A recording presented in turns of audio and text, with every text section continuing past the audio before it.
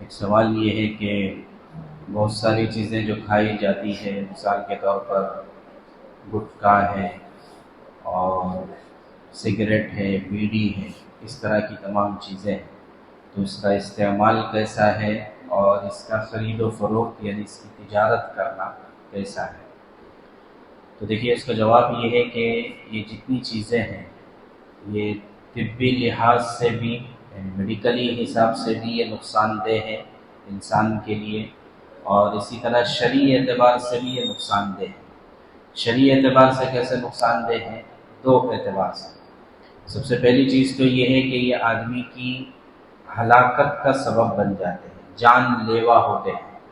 تو چونکہ یہ جان اور مال یہ ہماری نہیں ہے، یہ ہمارے پاس امانت ہے، اللہ نے ہم کو دی ہے۔ تو جیسے خودکشی کرنا ناجائز ہے، حرام ہے، اسی وجہ سے کہ آدمی اپنی جان کو ضائع کر دیتا ہے، تو ایسی ہی وہ چیزیں جن کے کھانے سے جان ضائع ہوتی ہے دیر سے، خودکشی میں تو فوراً ضائع ہو جاتی ہے، اور ان تمام چیزوں کے کھانے کی وجہ سے دیر سے ہی صحیح لیکن بہرحال جان ضائع ہوتی ہے، اس وجہ سے یہ نقصان ہے، اس وجہ سے یہ ناجائز ہے۔ دوسری وجہ یہ ہے کہ اللہ کے نبی صلی اللہ علیہ وسلم نے احادیث میں بہت ہی کثرت کے ساتھ اپنے منہ کو صاف رکھنے کی ہدایات دی، ماؤتھ ہائیجین جسے کہا جاتا ہے، کہ اللہ کے نبی صلی اللہ علیہ وسلم نے تو ارشاد فرمایا، لولا ان اشق علی امتی لامرتهم بالسواک،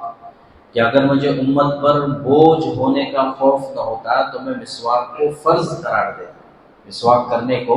فرض قرار دیتا، اس لیے کہ اس سے منہ کی صفائی ہوتی ہے۔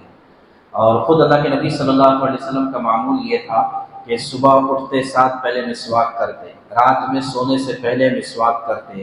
اور گھر میں داخل ہوتے ہی سب سے پہلے مسواک کرتے، گھر سے باہر نکلنے سے پہلے مسواک کرتے، وضو کے وقت مسواک کرتے، اور بعض روایتوں کے مطابق جب صف میں کھڑے ہو جاتے، اقامت ہو جاتی، تو آپ مسواک کرتے۔ تو بے شمار موقعوں پر اللہ کے نبی صلی اللہ علیہ وسلم کا مسواک کرنے کا معمول تھا، اور ایک روایت میں تو فرمایا کہ جبریل علیہ السلام نے مجھے اس قدر مسواک کرنے کا حکم دیا کہ مجھے خوف ہو گیا کہیں میرے جبڑے ہی نہ چھل جائے، جبڑے یہ چھل نہ جائے، اتنی تاکید کے ساتھ مجھے مسواک کرنے کا حکم دیا۔ تو کیوں مسواک کی سنت ہے؟ مسواک کی سنت ہے منہ کو پاک صاف رکھنے کے لیے، اور ظاہر ہے کہ یہ وہ چیزیں ہیں سگریٹ، بیڑی، گٹکا وغیرہ کہ یہ منہ کو سب سے پہلے خراب کرتے ہیں، پھر وہ منہ کا کینسر اور پتہ نہیں کتنے سارے اس طرح کی چیزیں اس سے وجود میں آتی ہیں۔ تو ایک تو جان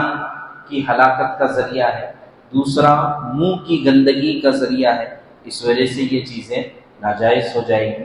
اور تیسرا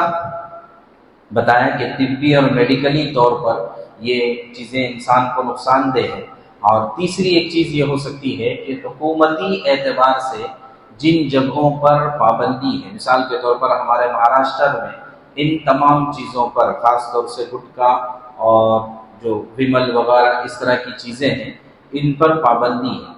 تو اب ظاہر ہے کہ جو اس کا لین دین کریں گے، جو خرید و فروخت کریں گے، یہ حکومت کے قانون کی خلاف ورزی کریں گے۔ تو جو قانون حکومت ہمیں بتاتی ہے اس کی بھی پابندی ہم پر لازم ہے شریعت کی طرف سے،